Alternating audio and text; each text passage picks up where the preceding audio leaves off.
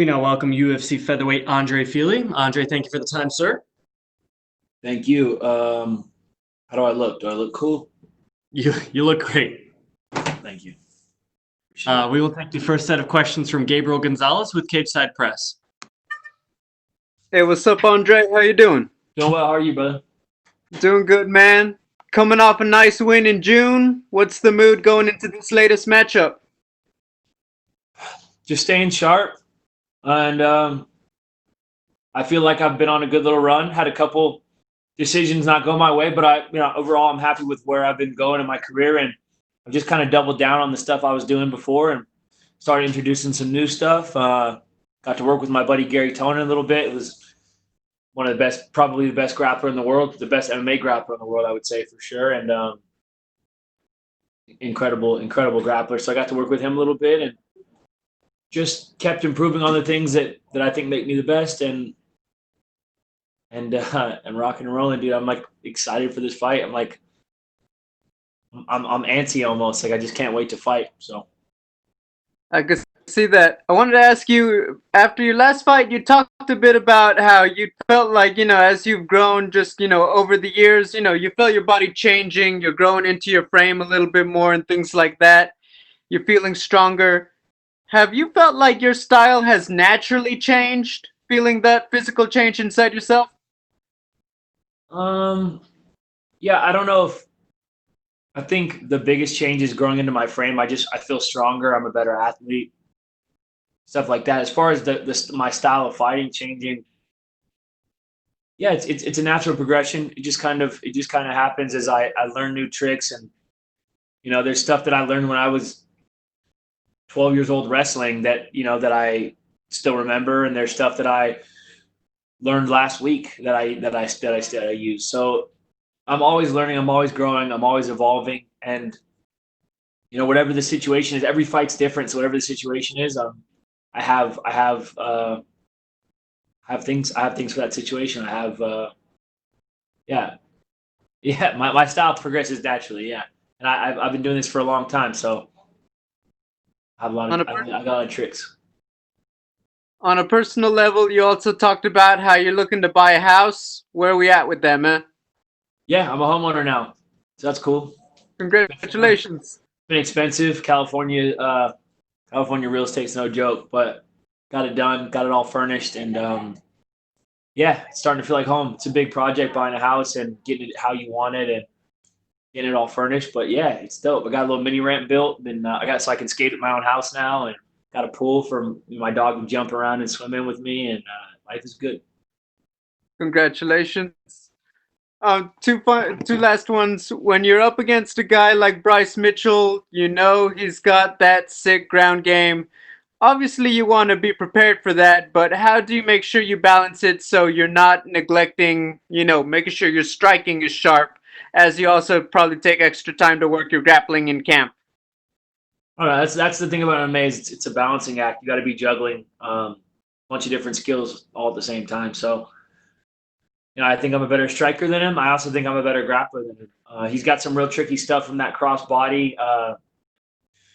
Got real tricky twister, arm triangle stuff, and he's a great grappler. But I actually think that I'm better. I think I'm better all around everywhere, and I just kept doing what I've been doing and making a point to get better everywhere. And then I also, like I said, I brought in guys to work with. I had my coaches who are some of the best coaches in the sport really study my opponent's game, and I feel, I feel so prepared. Just ready to fight.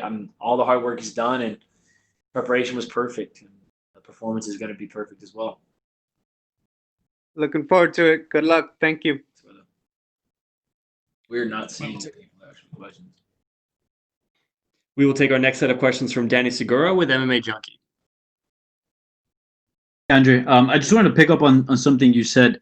You said that you brought in Garry Tonon. Was it specific for this bout, or were you guys working prior? We have worked before. I went to New York last time, and then it's both things. Like we worked before, and I consider him a friend, and he's a good guy and obviously an amazing grappler. But I brought him in to work some specific stuff for this fight. The way that he breaks down the the grappling game is, I've never seen anything like it, man. Like honestly, I've never seen anyone. Obviously, I think Flow Grappling has him ranked as the #1 grappler in the world right now. So obviously, he's an incredible grappler, but also his mind for grappling, not just his own grappling, but for breaking down other people's grappling and for teaching grappling and just everything, man. He's on another level. So having him was a huge asset. I feel extremely prepared, and yeah, I'm thankful to have friends like Garry. Thankful to have my team, Team Alpha Male, Danny Castillo, Fabio Prado, Chris Holdsworth. All the people who have helped me with my grappling over the years. So Yeah, for sure. No doubt Gary's one of the best. Plus, he's got some solid MMA experience now. So was it one of those things where they called you up with Bryce Mitchell and immediately you're like, all right, I got to hit up Garry for this bout? Yeah, I mean, yeah, I guess so. They hit me up for Bryce, and I immediately said yeah because I love that matchup. He's got a lot of hype around him right now, and he deserves it. He's 13-0, so yeah. I mean, I was excited right away when they gave me the name, and then it just made sense to bring out Tonon. He's the best grappler in the world, and he's a buddy of mine, and he's also a featherweight, and he's got one of the best jiu-jitsu minds in the world.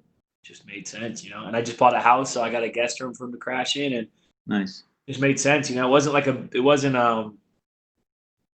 anything. It wasn't like a crazy moment where I was like, I got to get him out here. It was just like, why wouldn't I do that, man? He's the fucking best.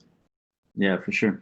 And Bryce, I believe he's ranked number 15. You think a victory here will put you back in the rankings? I mean, you're on a nice run in your recent performances. I don't know. It's hard to talk about. I don't want to sound douchey, but I just don't care about the rankings anymore. They're made up. They're arbitrary. Like other sports, the rankings go off of how well a team is doing that season in the sport, or they go off numbers or stats. In fighting, the rankings are basically people's opinions. People who don't fight but watch fighting for a living, their opinions. Yeah, the only real rank that matters is champ, and then I guess whoever gets to fight the champ. So the champ and #1, the only ones that really matter. Everything else is just kind of made up. And I think I was ranked 15 briefly, but I've fought the best guys in the world. I beat the #11 guy in the world on 2 weeks' notice. I don't know. It doesn't mean what it used to mean to me. The only thing that matters to me now is winning fights, getting paid, making my people proud. Winning a fight, getting paid, making my people proud. That's the checklist for me, man. The numbers and whatever other shit is, it's all icing on the cake, I guess. I'm not that worried about it, man. Yeah, for sure. I don't think you can be. I don't think you can be too worried about it. Mm-hmm. It's like worrying about being ranked is like worrying about your fight of the night bonus. It'd be cool, but that's not your entire job. The job is to go win, make your money, and anything after that is icing on the cake. Yeah, no doubt. And we spoke years ago. I don't know if you remember, but you told me you sort of wanted to dive into the pomade business. Whatever happened with that? Oh yeah, a more natural look nowadays. Yeah, I don't use pomade that much. I still like pomade. Like shout out to Layrite. Those guys are rad. I still use Layrite pomade, and yeah, I'm just 30 now and I don't do my hair. Nah, man. I just went different directions. Like I have a bunch of other stuff I've been working on, and I just didn't end up doing the pomade. There's certain like industries that are hard to get into. Like it's hard to do a pomade if you're not a barber. Yeah. Because it's like, why would a barber use your pomade if you've never cut hair? Like even though my friends own barbershops and I like the culture and stuff. It's the same thing with tattoo stuff. Like if you're not an artist, then why would an artist? It's not different than like someone showing up who's never fought or who's never really been involved in the sport and trying to sell fighters stuff. It's like, you can't really. It's hard. It's hard to get into an industry that you're not actually part of. So I didn't end up doing pomade, but like I said, some of my best friends own barbershops and are barbers, and I love the culture of barbershops, and it's not off the table, but it's not what I'm focused on right now. Right now, I'm just focused on my win Saturday night. Yeah, for sure. And you're fighting on a card where Anderson Silva will be having his retirement bout, obviously a historic fighter. So I wanted to ask you, if you could describe Anderson Silva in one word, what would it be? Legendary. I've been watching that dude fight since I was in high school, and getting to be on the card with him is huge, man. It's a pretty crazy. I try not to overthink things. I try not to like focus on really anything but the fight. I'm just take it as it comes. Keep in mind that the fight is the only thing that matters. But that's one of the things that kind of makes you stop and look and be like, damn, like I'm co-main on Anderson Silva's last fight, like his retirement fight. I get to be the co-main event, and like and Uriah Hall is a buddy of mine, and he's a good guy, and he gets the opportunity to fight a legend like that. And it's just cool, man. It's cool to see. It's cool to see things like that, and it's cool to be a part of it. And it kind of makes you stop and step back and realize like what a blessing all this is to get to do what you love and watch guys that were your heroes in high school and be on the same card as them, and to be a part of this is something special, man. Yeah, I'm super thankful. yeah. And lastly, favorite Anderson Silva memory or moment?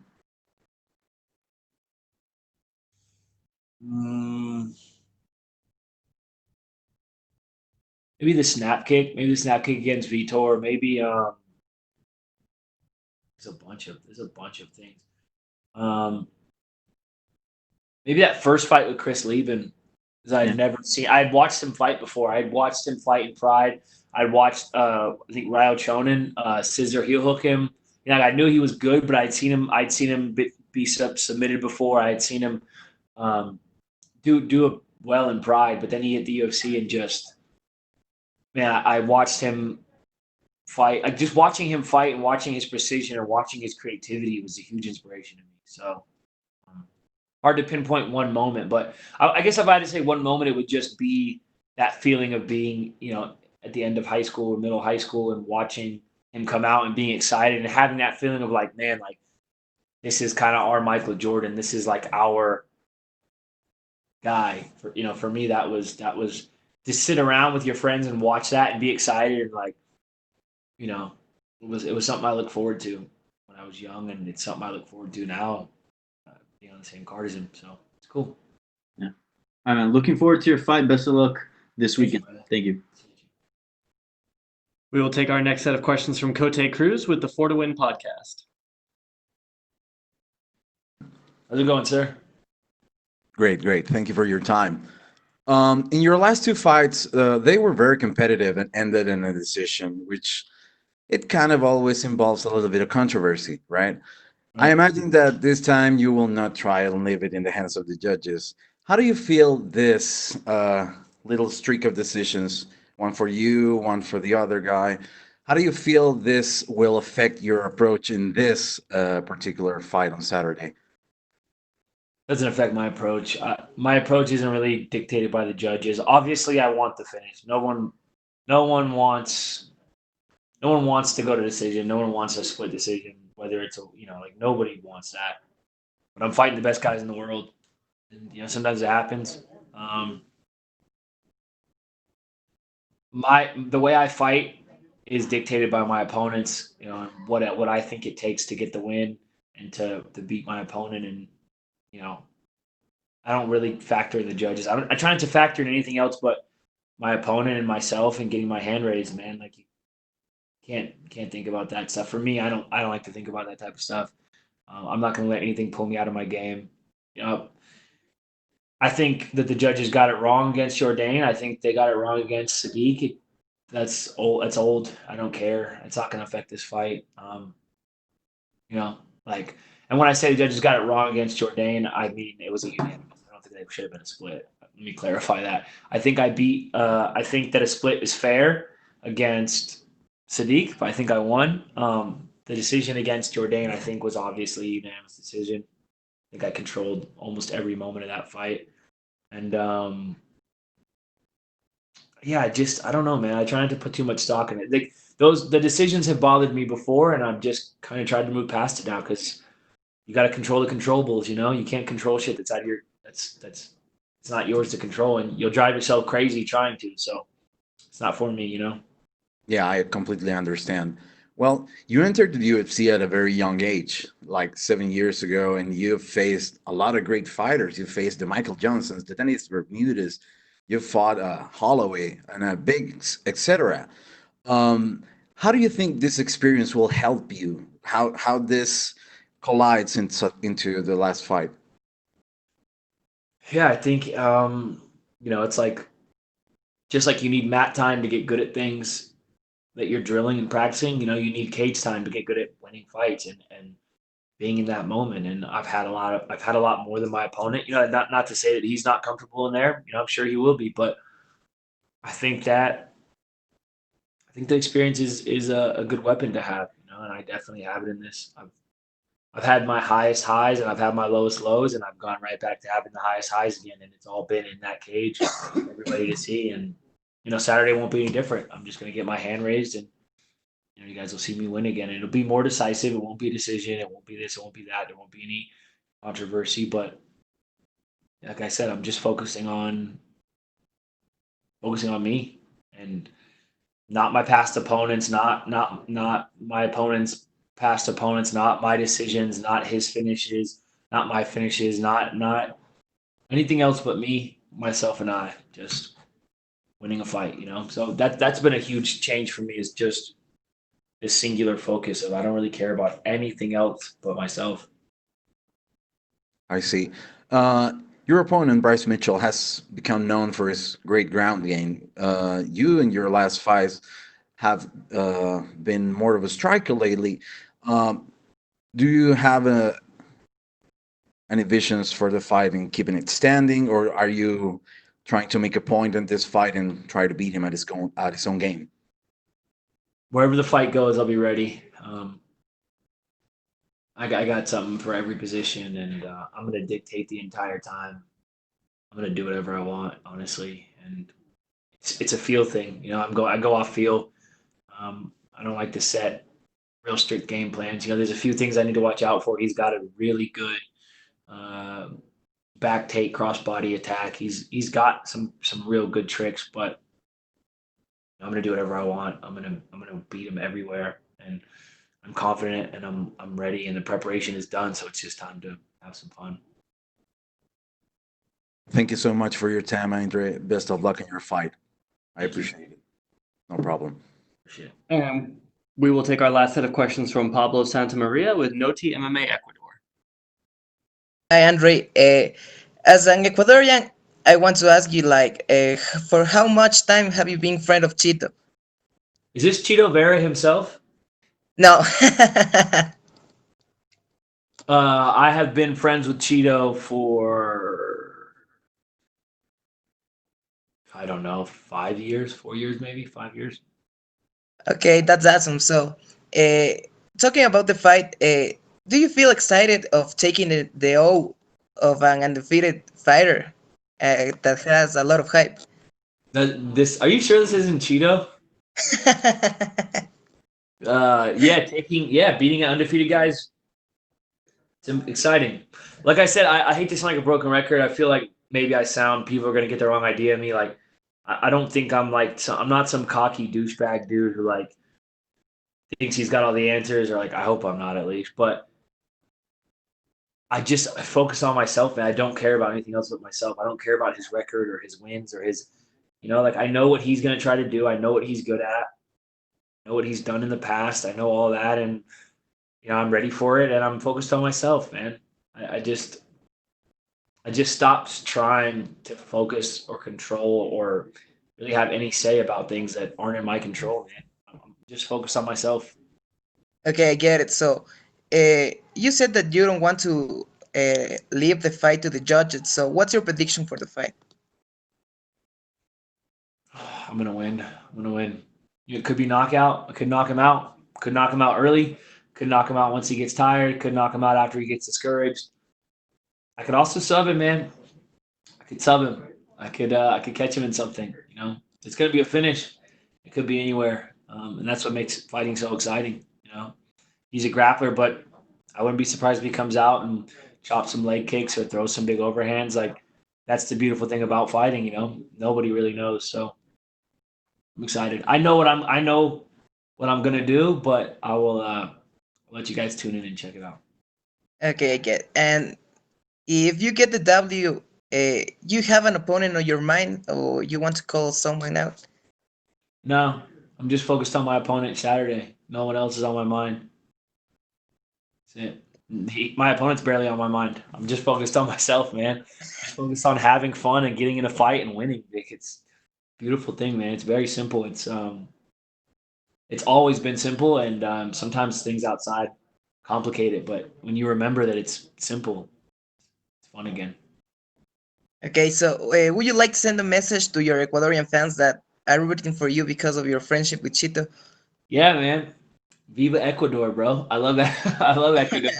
I love Cheeto. He's wild, man. He's a crazy dude. I got a lot of love for him, and I love the passion that the Ecuadorian fans have. So adopt me. I'm one of yours now. I love you guys.